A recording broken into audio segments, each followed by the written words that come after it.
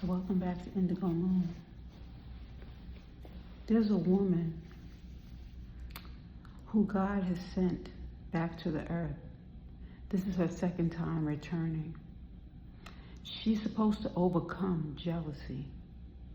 God makes sure that she's born into a family where she is the prettiest. But somehow she's forgotten what the plan was. She's an adult now. She's able to soar, but all she seems to think about is what everyone else has. She goes ahead and she has these girlfriends, and they plan for their weddings. She gets married second. And when she gets married, she has a beautiful wedding. Her husband is handsome. But she looks at him and she says, I could have done better. So the whole time that she's married to him, she focuses on what he doesn't have. Till it comes to a point where she does not appreciate him anymore and she begins cheating on him. They have a son, and he has a great bond with his son. He loves his son. But she sometimes will play this game of not allowing him to see his son at times when she wants certain things. So she plays these games. And she gets to do whatever it is that she wants to do. She's making a certain amount of money, but it's not enough.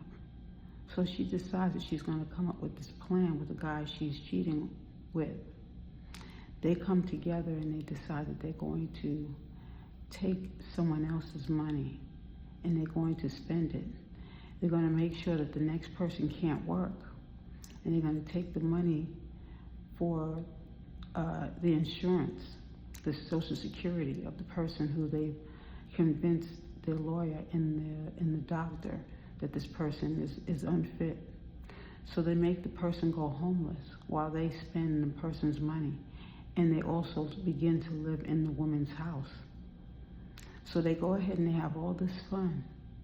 And God comes to her in a dream, reminding her to make this right. But she doesn't care. She doesn't care because she's spoiled and because her parents have given her as much as they possibly could, especially because she feels like she is privy, that she deserves these things.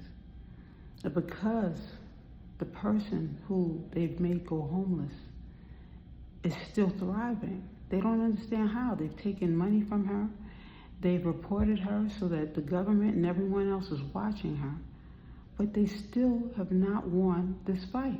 And they don't understand how this is possible. You see, when God goes to one person and warns them, God is also working with the person who is working for themselves. So God then speaks to her husband. Perhaps the husband needs a wake-up call as well. When the husband goes ahead and he goes to work and he receives a call, and the call he receives is from the woman who is homeless. And he doesn't understand. He says, wait a minute, this is my sister-in-law. Why is she homeless? And my wife seems to have so much money all of a sudden. When he starts placing everything together, he starts realizing that lies have been told to him for the whole time that they were in this relationship. His wife told him that his sister-in-law was jealous of them, and that's the reason why she hasn't been around. She hasn't been around because she was not invited. There's been some undertones here. There's been some jealousy going on, and he wants to get down to the bottom of it, but he has so much on his plate already. When God is trying to direct you to wake up, you're going to get a certain amount of chances. If you don't wake up to the chances and the opportunities and the options that you've been given, everything is going to go downhill from that point on. And when I say downhill, the experiences that you'll have, the experiences that your offspring will have, everyone will be made to suffer for the mistakes and for the choices that you've made. So in order for you to make it right, you've got to go ahead and go to God and apologize. Talk to him and ask for guidance so that you can fix the problem. For if the problem never gets fixed, where will you stand? Where will your offspring stand?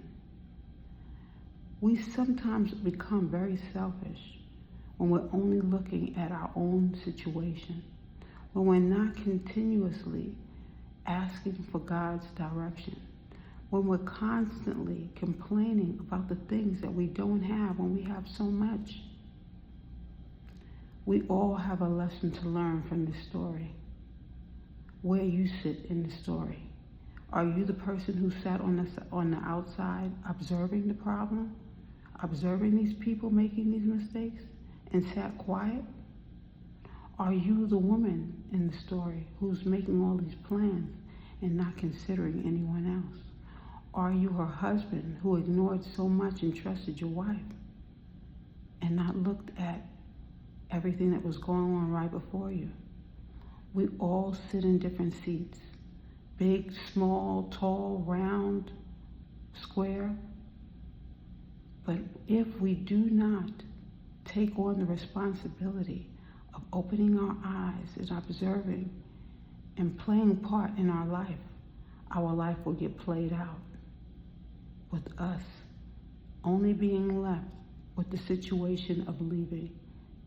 We want to make sure that we take on the responsibility of handling our business, but not only looking at ourselves, helping others as well. Remember, you might have an opportunity to help someone else. For if the tables were turned, how would you feel? Indigo Moon, have a wonderful one. Thank you.